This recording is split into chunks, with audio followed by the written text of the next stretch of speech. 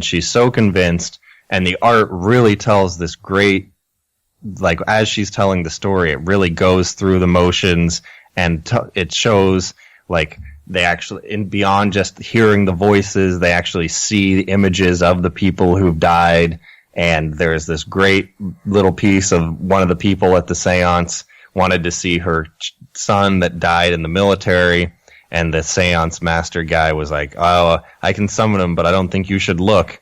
And she looks anyway, and he has, like, his eye hanging out of his head, and there's this weird, like, misty quality to him. It's great. I wanted a whole page of that page. This is such a visual right here with the helmet and the eye and the teeth, and like it's so visceral.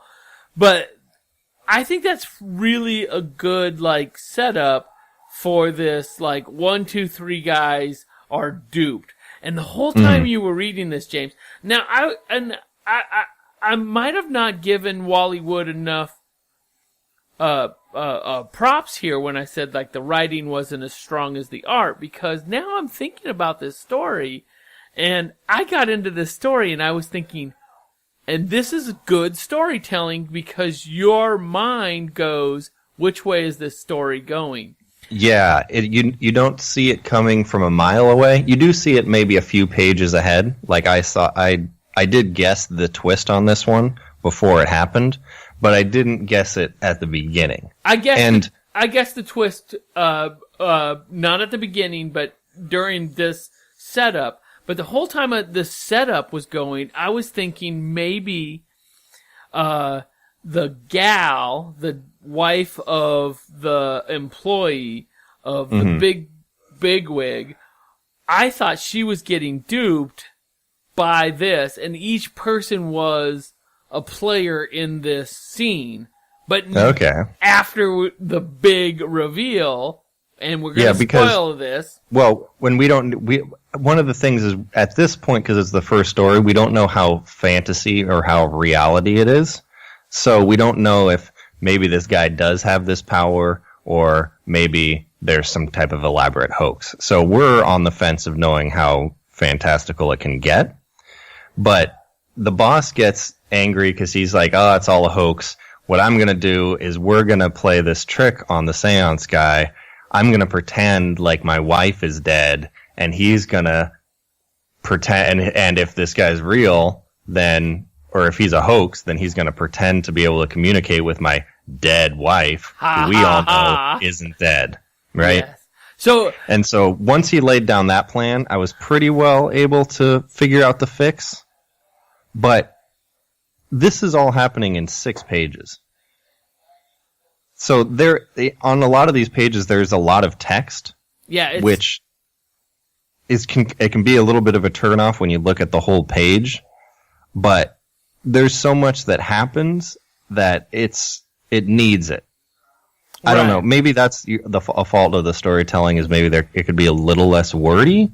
But for so much plot to happen in this 6-page story, I don't know. I don't know how else you could do it.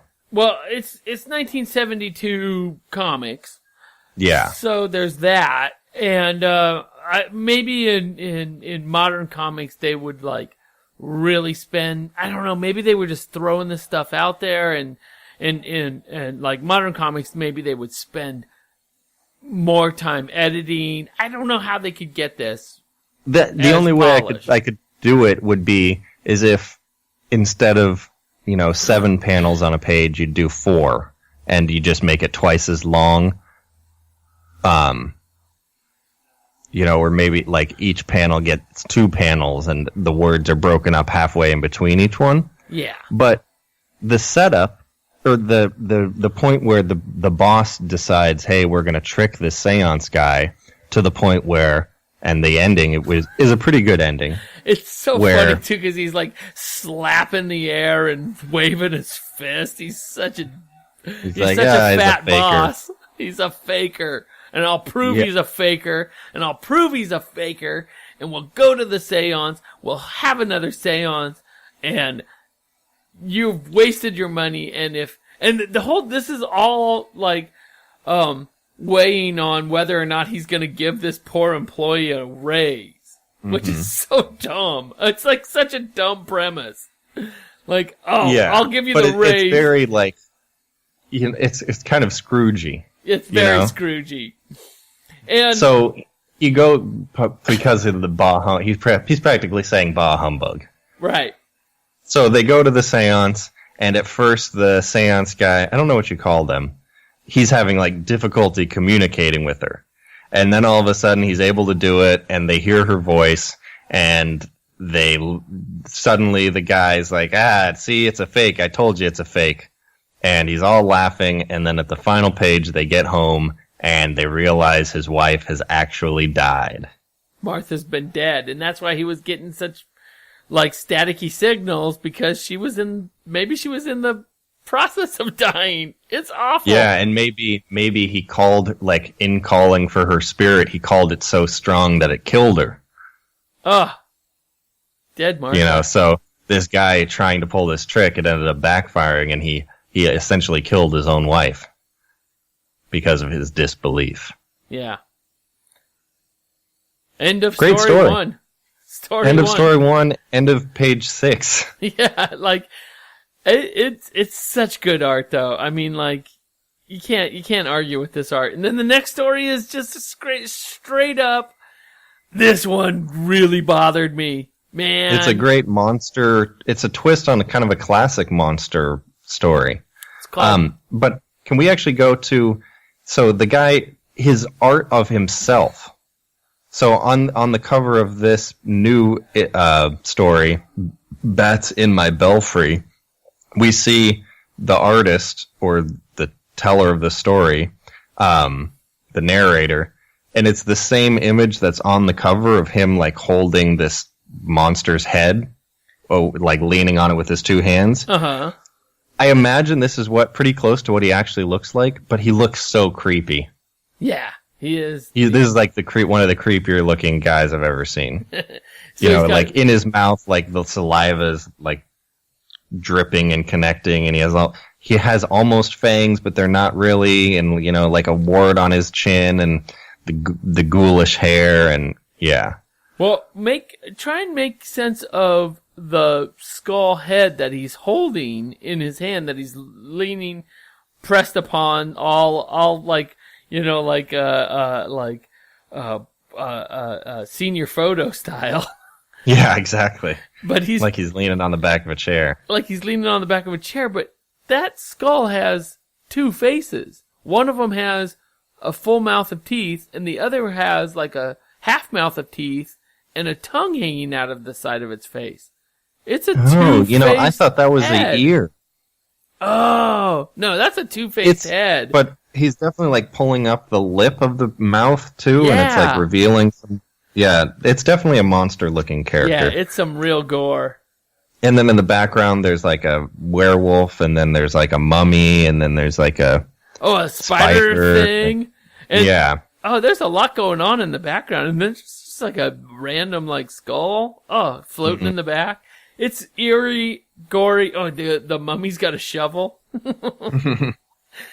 And the story, I actually really liked this story because I'd never heard it quite like a story very similar to it before, for it being as simple of a story as it is. It is a simple story, and there's elements of, and I love the movie The Fly.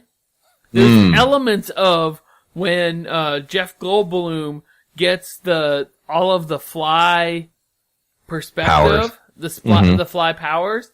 This poor guy gets the powers of, I'm spoiling it, the bat. And so I guess let's just set it up, because it's a pretty quick setup. So there's this guy, and he's going he's going deaf. He's an actor. And he can't be, he lost his job because he's going deaf. And so his wife meets this guy and recommends him. He's like, hey, I know this guy who was blind and now he can see. And so the guy reveals that he had this crazy surgery where his eyes were replaced with cat eyes, and now he can see. Maybe go check out this doctor. the guy goes, checks out the doctor. He says, "Hey, I can replace your ears with bat ears." Sounds simple enough. Simple enough. Look and at that doctor. What ends though, up happening is your hearing will be even better than what you were used to, because bats have crazy good hearing. Don't go to a doctor who uses a candle to inspect your ears. Well, he's saying that I even like how he described the operating room as like it was like an alchemist's nightmare, but it also had like all of the most modern equipment.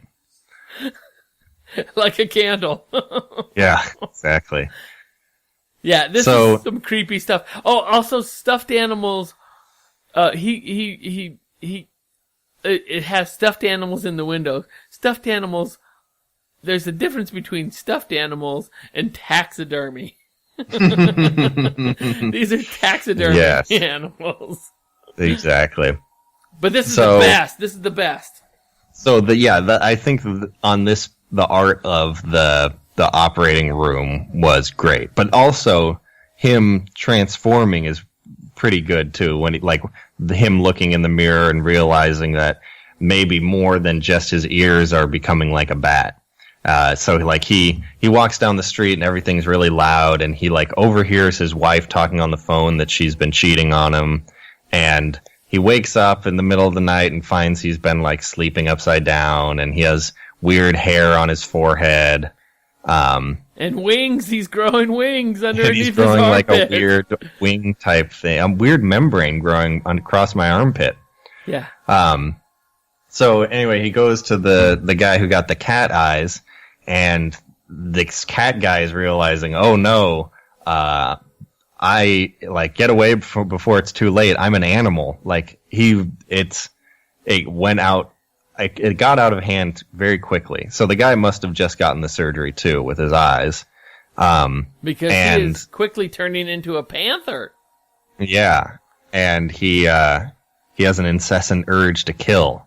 But luckily our bat guy he floats away. I think it loses its momentum here a little bit because he stays up all night. Joan, his girlfriend, he lets her know that what's going on. I don't know. I thought it kind of lost some of the wind from its sails. It's once you find out that he's a vampire, then what next? Yeah. That's the twist. So does it need this extra stuff after? And it had a decent amount, for it being 2 more pages, it had enough story, because the woman the guy his wife's cheating on him with, they've realized that they have a life insurance policy, so if they kill him, they can get this money. So, but they don't know that he's a vampire or a half bat, half vampire bat. So when they go out to kill him, all of a sudden he turns on the guy and kills the guy instead. Right. And then goes up to his wife and kills her too. Yeah. And then he finds a cozy coffin to dive into. Yeah. The Perfect. end. And the end. I thought that was kind of a I didn't enjoy the ending as much as the beginning of this last story.